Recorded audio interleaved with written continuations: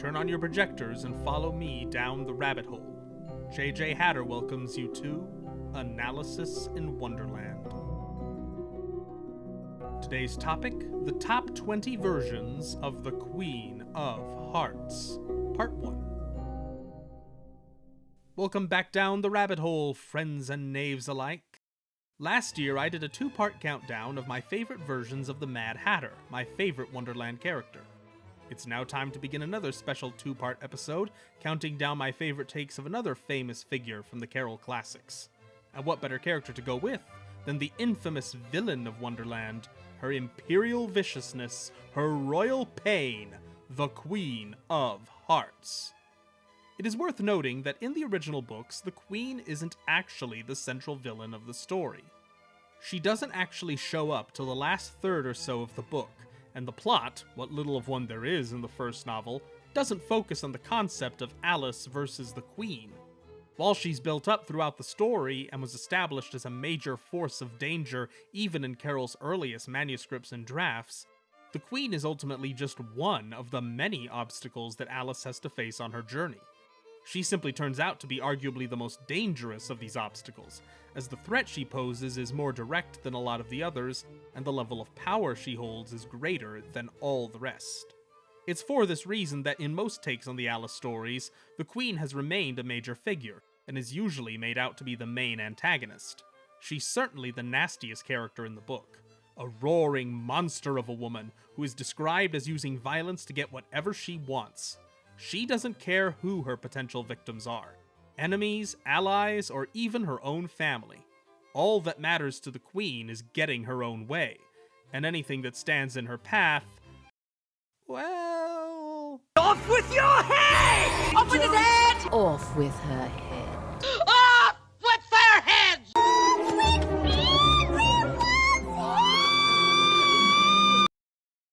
Yeah, that. Like so many other Alice characters, the Queen has been reimagined multiple times throughout various forms of other media beyond the original books, and we're going to discuss some of my favorite versions today. This will include, just like last time, interpretations from other books, feature films, television productions, stage shows, games, and possibly more. I should, before we begin, point out one last thing. A common confusion with the Queen of Hearts is that she's often conflated, either accidentally or intentionally, with the Red Queen from Through the Looking Glass. Even though the two characters are from different books and are entirely different types of antagonists, this confusion evidently existed all the way back when the stories were published. This list will be counting characters who are meant to be the Queen of Hearts, not the Red Queen.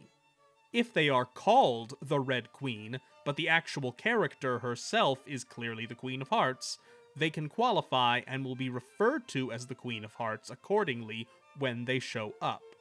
If they are, however, meant to be the Looking Glass World character, distinct from the Queen of Hearts herself, then they will not be counted.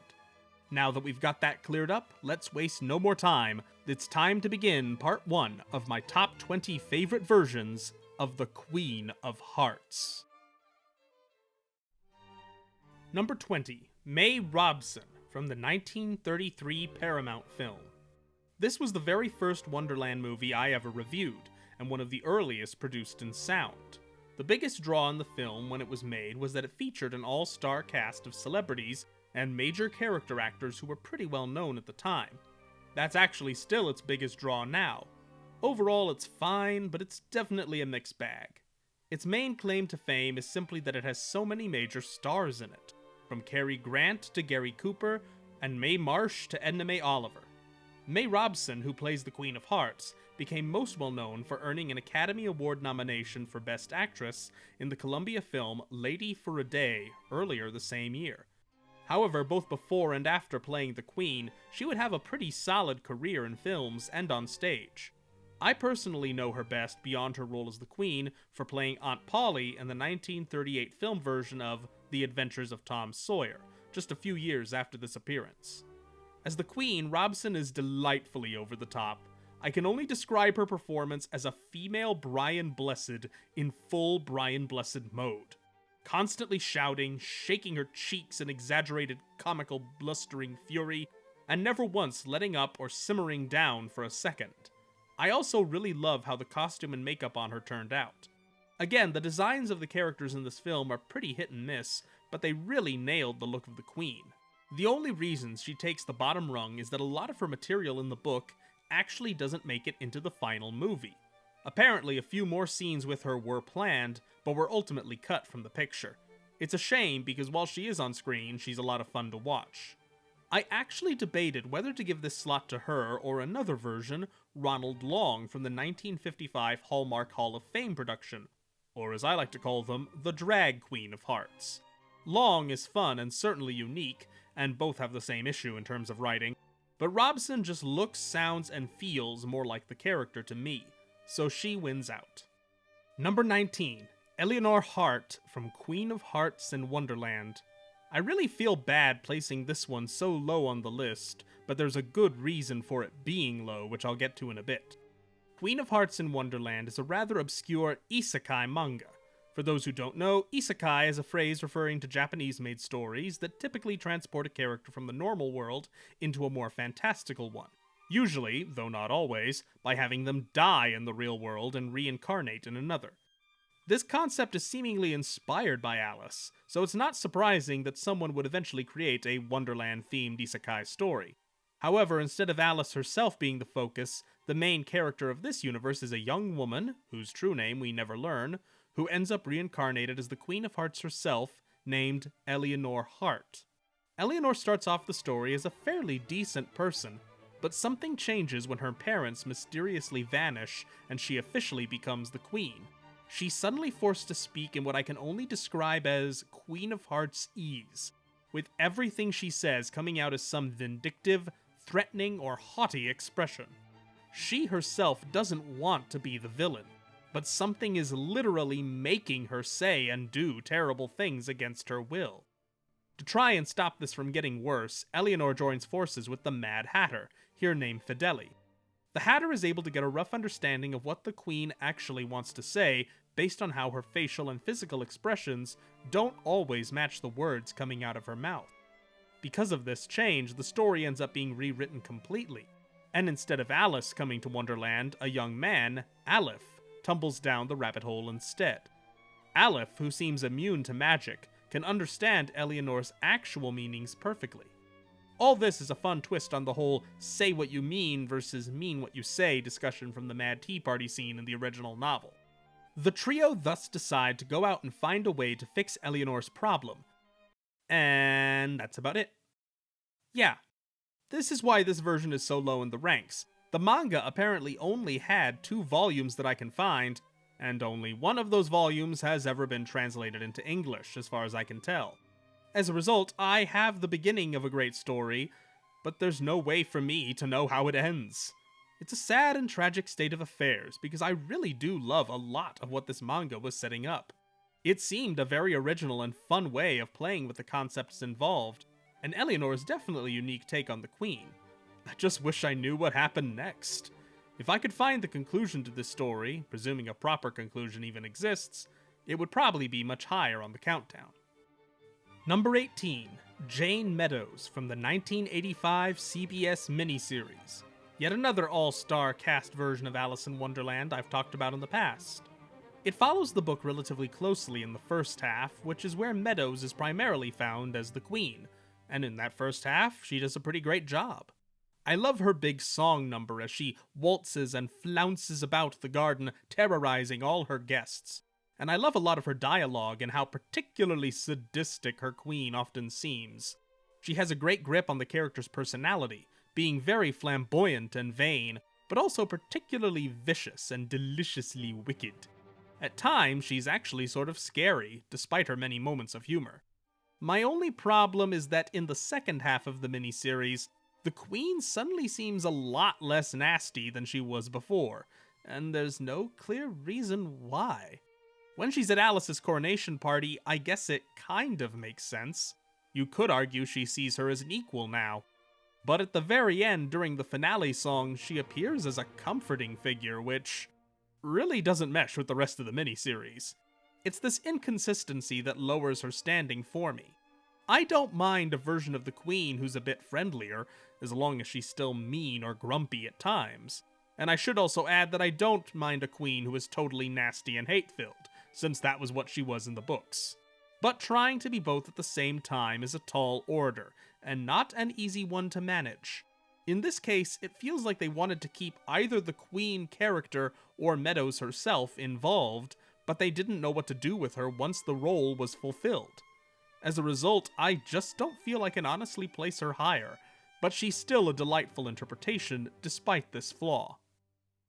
Number 17, Catherine Pinkerton from Heartless. This novel by Marissa Meyer tells the story of how the Queen of Hearts came to be the villainous character we all know. In the book, she starts off as a young noblewoman named Catherine Pinkerton, who has gained the fancy of the King of Hearts. The king is a kind and thoroughly gentle soul who genuinely loves and cares about Catherine, but she does not reciprocate his feelings for various reasons, and instead falls in love with a traveling performer with a shady background known as Jest. Together with Jest's friend, Hatta, the two end up involved in a sort of murder mystery, as a strange monster, the Jabberwock, begins killing off various people, and they decide to try and stop the beast and find out where it comes from. Without going into too many spoilers, while the Jabberwock is eventually discovered and defeated, their journey to reach that point ultimately, and tragically, results in Catherine becoming the evil Queen of Hearts. While the book is not perfect, I actually think it does a decent job as an origin story for the Wicked Queen of Wonderland, as well as many other characters from this world. It's definitely one of my personal favorite literary reinventions of Carroll's world and characters, and if you're a huge fan of the Queen in particular, I highly recommend it. Number 16, Cora from Once Upon a Time. In this universe, the Queen of Hearts, named Cora, is revealed to be none other than the mother of both the evil queen from Snow White and also the Wicked Witch of the West. What a family.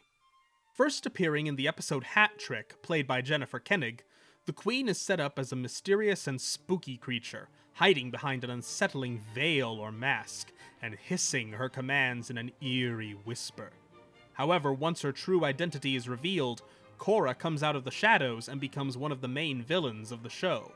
First appearing as one of the main antagonists of Season 2, played in the present day by Barbara Hershey, and in flashback scenes by Rose McGowan, Cora remains an important part of the series even after her initial defeat, with her various actions and inactions having long-term effects on several of the characters. She also had a brief but important appearance in the spin-off series Once Upon a Time in Wonderland. Most of the villains in Once Upon a Time have some kind of tragic backstory that leads to them being the way they are. Cora is no exception.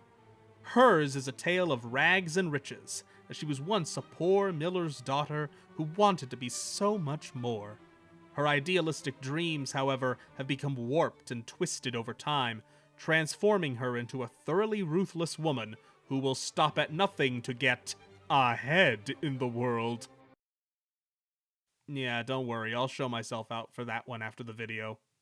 Number 15, Janet Henfrey from the 1986 BBC miniseries. This 4-part miniseries adaptation of the first and original Alice book features various actors who fans of classic BBC productions will likely recognize from various places. I personally recognize several members of the cast best for their appearances in Doctor Who. Janet Henfrey is no exception. Beyond her work as the Queen, I recognize her first for her appearance in the serial Curse of Fenric. This was a story for the 7th Doctor, which came out 3 years after this miniseries debuted. She would also appear much later in the 2014 episode Mummy on the Orient Express. However, she's had a long career with many other roles under her belt and many other shows and films to her resume, and is apparently still active as of writing this script at 90 years old. Rock on, Mrs. Henfrey. As far as her take on the Queen goes, there's really not a whole lot to say. I just really like her. I love her costume and I love her facial expressions throughout. I also love her high-flying voice and how theatrical everything sounds with her version. She's clearly just eating up her time playing this thoroughly over-the-top, dictatorial villainess, and it's a joy to watch. It's a really fun interpretation and one that often gets overlooked. Definitely worthy of placement here, in my opinion. Number 14, Vivaldi from Alice in the Country of Hearts. This franchise started off as a series of romance games in Japan, but has since been spun off into a manga, a terrible movie, and a very interesting stage play. Vivaldi, the Queen of Hearts, is a major character in all of these interpretations. In the universe of the games, any time an outsider comes to Wonderland, the rules of the world dictate that the various role holders, those characters who represent figures like the Hatter, the Hare, and so on, will eventually come to love her. Most of these relationships, as you might guess, are romantic, but Vivaldi is a bit more of a gray area. Like many of the other characters, when she first meets Alice, she doesn't like her at all, thinking of her as interfering and impertinent. Alice, meanwhile, is absolutely terrified of the Mad Queen, and very understandably so. While Vivaldi is more conventionally beautiful than the Tenniel illustrated tyrant of Wonderland, she's still just as dangerous, and ready to chop off the heads of any who displease her. However, as the story goes on, the two start to form an unlikely relationship, as Vivaldi starts to show softer sides to her personality. She has an absolute obsession over plush toys, kittens, and anything one would typically describe as cute. Most humorously, this absolute monarch, who will gleefully demand execution after execution, is also scared of mice. It's also revealed that Vivaldi is related to Blood de Prey, the Mad Hatter, and while the two bicker and fight a lot, especially in public, they do truly care about one another as well as Alice. Returning to Alice on that note, while her relationship with Vivaldi is typically framed more as a friendship or sisterly bond, it's also purposefully left somewhat ambiguous. You can easily read into it as something much closer, and I think that's intended. Either way, I love how this version of the character can be so genuinely sweet and fun at some points, and a figure to be feared at others. It's very fitting for the unpredictable nature of the Queen, seen in many other renditions. Number 13. Allison Leggett from the Jonathan Miller TV play. Jonathan Miller's TV play is unique in that it actually deliberately tried to bring more attention to the actors playing the different characters, by costuming them in relatively realistic Victorian period dress, rather than elaborate fantasy costumes that would make the performers resemble talking animals or oversized playing cards. It also went for a different tone than many other takes on Wonderland, trying to give the world a more surreal and unnerving vibe, with a more ironic and sometimes morbid sense of humor. Leggett's Queen is a perfect example of all this, since in my opinion she's one of the most unsettling takes on the character out there. What makes her threatening is that she actually goes the opposite direction of most versions of the Queen. Instead of being someone who is constantly screaming and snapping and throwing herself around the room like a human bowling ball, Leggett's Queen is usually disturbingly cool and proprietorial. There are only a couple of moments where she completely cracks, and when they happen, they are all the more shocking, because she spends so much else of the time in a state of calm, composed, icy control. She's still just as cruel and venomous, but it's handled in a very different way. You never know when that facade of civility, which is already so fragile, is going to break, and she'll go from being frostily authoritative to screeching like a banshee. Very few takes on the Queen of Hearts go for playing the character in a more refined way, admittedly not without good reason, but I think Leggett's is one of the most successful to attempt that approach. Number 12. Amelia Clark from The Night Before Christmas in Wonderland. In this combination of Carol reimagining and holiday special, the Queen is once again the main villain, and is easily one of my favorite takes of the character to come out in recent years. The character is voiced by Amelia Clark, who I personally know best as Kira from Star Wars. The Queen is a somewhat more tragic and sympathetic character in this version. It's revealed that because of disappointments in her past, many related to the holiday season, she's grown up bitter, lonely, and vengeful, thus becoming the pompous, bad-tempered tyrant we all recognize. This Queen particularly hates Christmas, as you can guess. When she finds Saint Nick himself has stumbled into Wonderland, she becomes obsessed with hunting him down. Her plan is to put him on trial for what she calls the 12 Crimes of Christmas. You can guess how that trial ends. In typical Christmas film fashion, however, the Queen's good side does become more prominent as the story goes on, and she eventually reforms and seeks redemption, promising to become a kinder and more just ruler. I really like that this version is both totally nasty for most of the story, and gleefully so, but also still a character you can relate to and want to see change. I enjoy her villain song about the 12 crimes of Christmas, basically everything annoying about the holiday, as well. I also love the scenes where Clark's queen just rages at random moments, catching everybody off guard. This is a case of a version I almost want to put a little higher. Hopefully the other queens still to come still won't disappoint. Number 11, the version from the Royal Ballet production. The Royal Ballet version of Wonderland is one of a couple renditions to start off with a Wizard of Oz-esque opening sequence, where various real-world characters appear that will later become figures in Wonderland itself. Originally played by Zenaida Janowski, the Queen is dual-casted with Alice's mother, Mrs. Little. As Mrs. Little, she is just as dictatorial and commanding, wanting everything her way and refusing to listen to reason from anybody no matter what the situation. The big difference, however, is their attitude. Mrs. Little is more controlled and strictly severe. Even through her dance steps, you feel as if she's holding a lot back, more along the lines of Lady Tremaine from Disney's Cinderella than anything else. Once we get to Wonderland, though, there's no holding back. The Queen is just as petulant, over-the-top, childish, temperamental, and vain as ever she could be. She's absolutely hilarious, but she's also capable of being totally terrifying. Many queens take this sort of oversized toddler approach to the character in some way or another, but few are able to lean hard into that tantrum-throwing lunacy and still make the character a believable threat at the same time. The Royal Ballet Queen manages this beautifully, and the contrast between the two characters the dancer portraying her must play only makes her all the more fun to watch. She's not in my top 10, but I actually like this version a lot more nowadays than I did a while back, and she does come very close. Thus concludes the first part of this regal countdown. Join me next week for the second half. Who will be my top 10 takes on the Queen of Hearts? What other wonders await you down the rabbit hole? This is JJ Hatter, and never forget, we're all mad here.